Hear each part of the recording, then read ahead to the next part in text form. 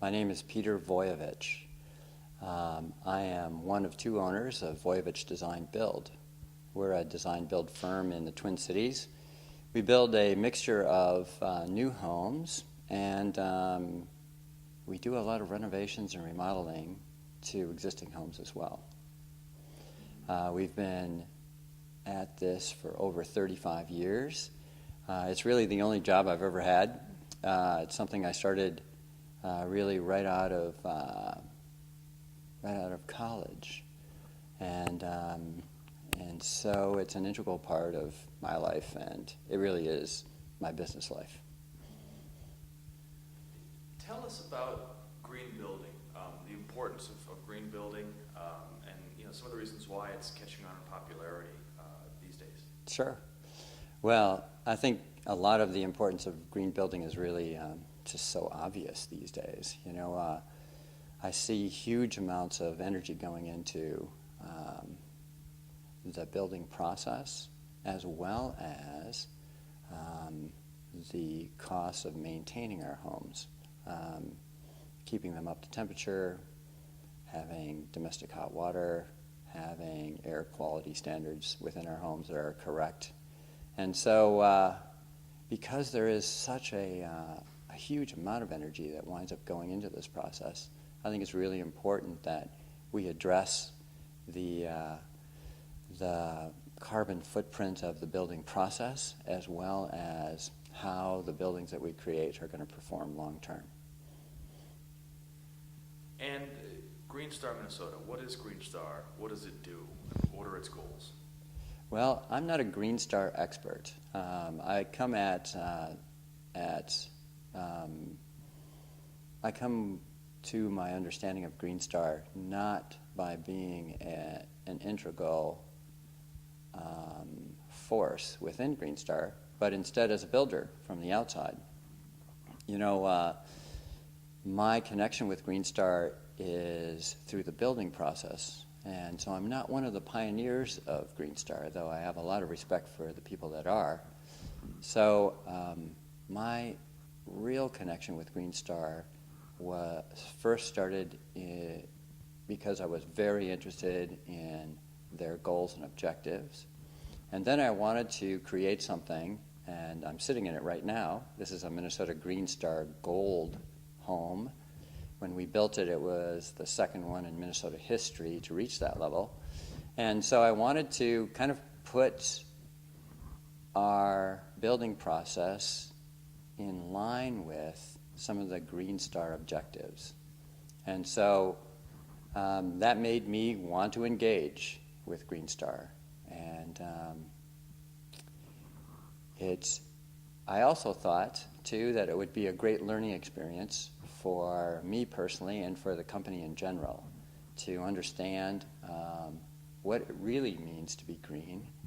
And in this world of greenwashing that seems to happen all the time, I wanted to really kind of put our money where our mouth is.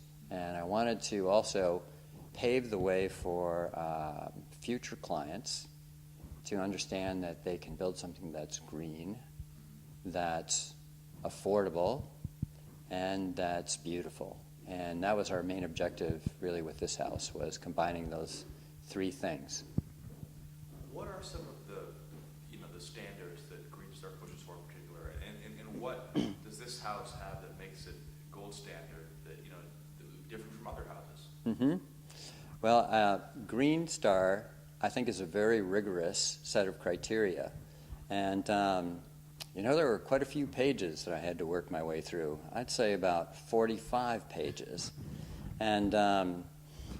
and what I liked, or what I was most impressed with GreenStar about, was that it didn't just deal with exterior envelope issues, which are kind of obvious to us, and what quality of windows and R values, but it went beyond that. It took a more community sort of level. How close are you building to the grocery store? Are you close to a bike path? What sort of runoff is going to happen as a result of the construction of this home? What sort of long-term environmental impact might there be? So what I was most impressed with GreenStar about was the degree to which they had put together a criteria that was all-encompassing. And that made it feel special to me. And there was actually a point at which I could have gone down the path of becoming LEED certified as opposed to GreenStar certified. And I really liked the GreenStar criteria better. And I thought it was more in keeping with some of the green aspects that are maybe peculiar to Minnesota. So I liked how it was a local organization that had a rigorous plan and a rigorous set of criteria, and that it was designed for Minnesota. GreenStar has come under the gun lately, and I guess that's one of the reasons we're doing this story. Mm-hmm. The lawsuit. Tell us what you know about the lawsuit, and what are kind of some of the inherent ideologies or sides that have been pitted against each other here. Yeah. Well, I can't say that I know anything about the lawsuit. I just know that it exists, and that's really the extent of my knowledge about it.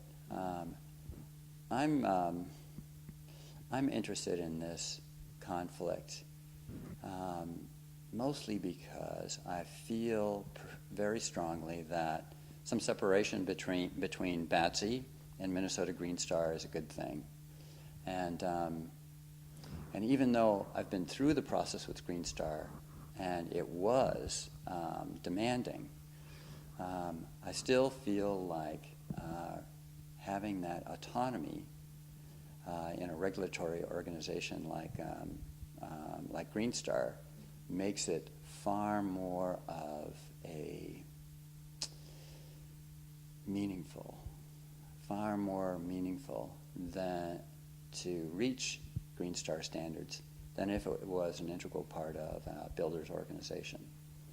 And I also have a lot of respect for BATC. You know, they're an organization that we have been a part of for many years, and I think a lot of their objectives align with ours. But in this case, I don't see it that way. BATC, of course, being the Builders Association of Twin Cities, is that right? Mm-hmm. I mean, what essentially is the relationship between BATC and GreenStar? I mean, is GreenStar a small player compared to BATC? Are GreenStar members all part of BATC, or are they, totally different organizations, totally different clubs, so to speak? Yeah, I don't know that I really have an extensive knowledge about that relationship. All I can say from my perspective is, my understanding is that GreenStar certainly has a connection to BATC, but it has a connection to other organizations as well, like the Minnesota Pollution Control Agency, which I think had a lot to do with funding and creating GreenStar. So I know that GreenStar has a lot of connections to the community outside of BATC, and take us into BATC exactly. I mean, who is BATC? Why do builders join BATC? What are the benefits? What are the responsibilities? Mm-hmm. Here again, I'm really no expert, and there are a lot of people that could answer this question in a much better way than I can. But from a builder's perspective, BATC is an organization that's always represented us at the state legislature, in legislation, taking the interest of we builders and making sure that those interests, along with all the other interests that legislators have to wrestle with, that we're in the mix. And so that's one of the main functions I think they do from my perspective. And so I think it's an important one, and I think it's an organization that has a good history. I mean, there's been talk of green building, of environmentally friendly building has really taken off, I would think, in the last 5-10 years. Mm-hmm. has BATC been or been not in tune with that, promoting green building? I really can't say. You know, I don't know enough about the organization to say one way or another. So I just don't have a strong, I don't have much knowledge when it comes to that. That's fine. And I realize that you're not the legal expert per se in these proceedings, but I mean, as I understand, GreenStar came up with green standards recently that are under fire. What are those green standards, and how have they changed or been enhanced lately? You know, I really don't know. Okay. You know, I'd like to say that my knowledge runs that deep, but it doesn't. The recent changes in some of the regs that GreenStar is using, you know, I'm not familiar with that. Because I guess I'm not an active and integral member of either organization. I just have a builder's perspective on connecting to each of those organizations and what they've done for me, rather than an insider sort of knowledge. Sure. Yeah. Well, let me just, you know, as we wind down, let me take it kind of back to perspective of you and what some of the work that you're doing and have done here. Mm-hmm. Going forward in green building, you know, what are some of the most important aspects of green building we'll see now and in the future going forward? What this country needs, what communities need, you know, and how might that be a part of what we're talking about? Mm-hmm. Well, I think that we have to continue down the path of building residences and structures in general in the greenest possible way, with the best long-term sustainable features. And you know, I'm old enough to have been a part of Earth Day, and maybe the beginning of the green movement in a lot of ways. And so I built double wall construction houses back in the 70s, and earth berm houses and geodesic dome houses, and some of that worked and some of it didn't. You know, we've taken down geodesic dome houses because people found them not to be beautiful. And so, you know, having been in the business for a long time, I think I have a different perspective than some. I see green strategies that work in the marketplace long term as the most important ones to pursue, and that has a lot to do with how this house was built. You know, we wanted to have that combination of things being very livable, affordable, beautiful, and green. And so that's where I see the movement going.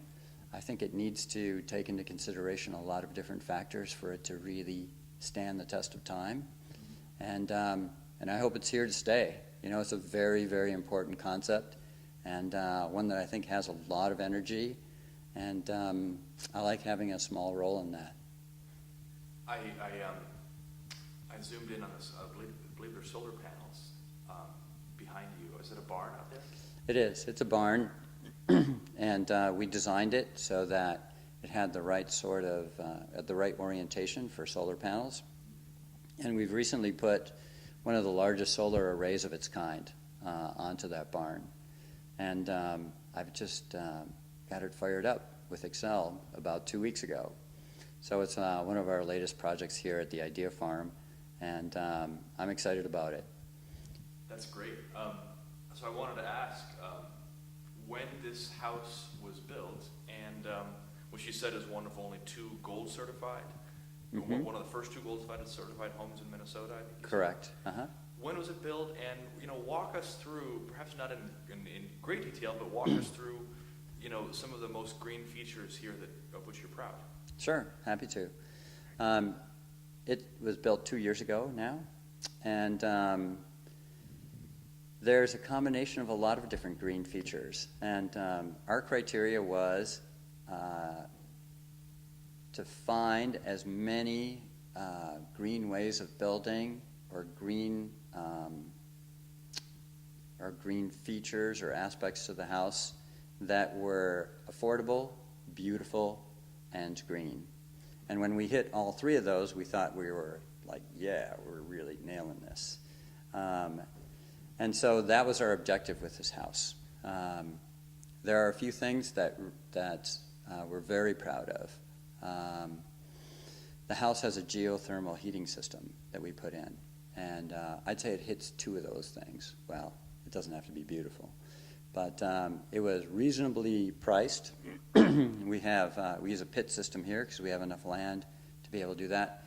So we never have gas bills over $40 in this house, and just never happens. And then there is a solar array, which helps us create enough electricity to run all the geo parts and pieces, to sell some back to Excel, and to run the house itself. And we designed it, I think, in a way so that it looks good on the barn.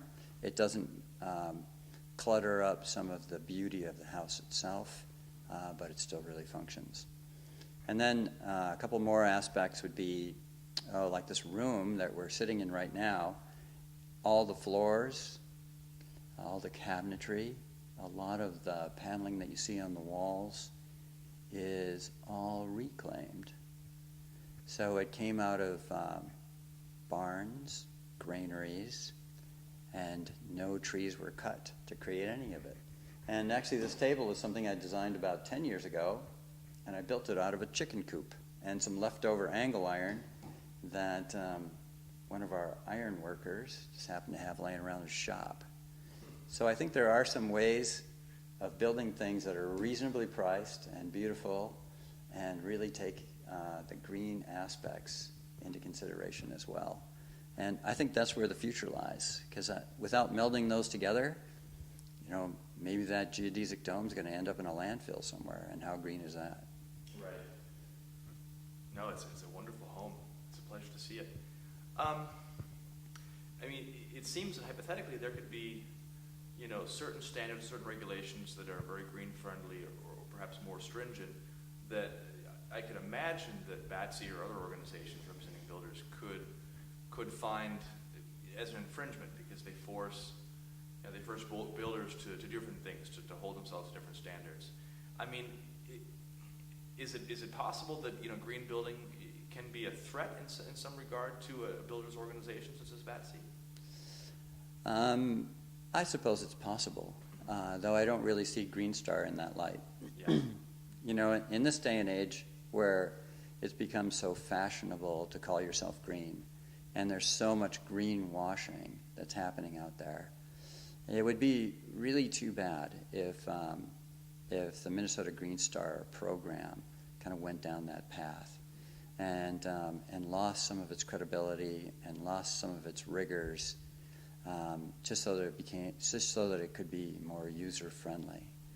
You know, we've seen so much of that. You know, it's such as, what are some prime examples of, you know, of greenwashing? Oh, I don't know. I mean, you see companies like Monsanto with doing green commercials about how they're saving the world. You know, it's across the board, I think, with corporations that you see on television everywhere. You know, I think everyone's jumping onto that bandwagon, and it dilutes the whole concept itself. And it would be really a tragedy, I think, if GreenStar went down that path. Peter, anything else you want to add? No, not really. Thanks for the chance to give my little perspective on it. You know, I'm not an expert on either either of those two organizations, but I've really had a chance to experience both from a builder's perspective, and without any inherent bias either way. And so I guess I've come by my opinions about this situation honestly, without any sort of preconceived notions about how it ought to be.